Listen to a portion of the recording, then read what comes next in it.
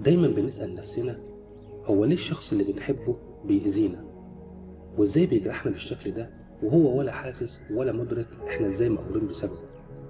في الأول خلينا أقولك إن الشخص المؤذي ما بيبقاش شايف نفسه مؤذي من الأساس، ولا شايف العلاقة بالعمق والجدية اللي انت شايفهم بيها.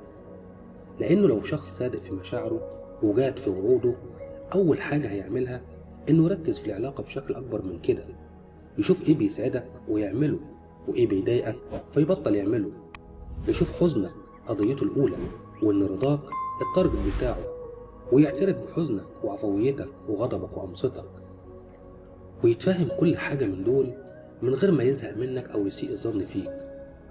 لكن الشخص اللي تحذره من الحاجة أكتر من مرة وبرضه يعملها، تتمنى يحترم زعلك وهو مصمم يقلل منه، تطلب اهتمامه ما تلاقيهوش، تشتكي ما يسمعكش. فده مش الشخص اللي انت ممكن تآمن على قلبك وروحك معاه، ده شخص أناني لا عمره حب ولا هيحب حد غير نفسه. فريح نفسك لأن الموضوع منتهي. دمتم بخير.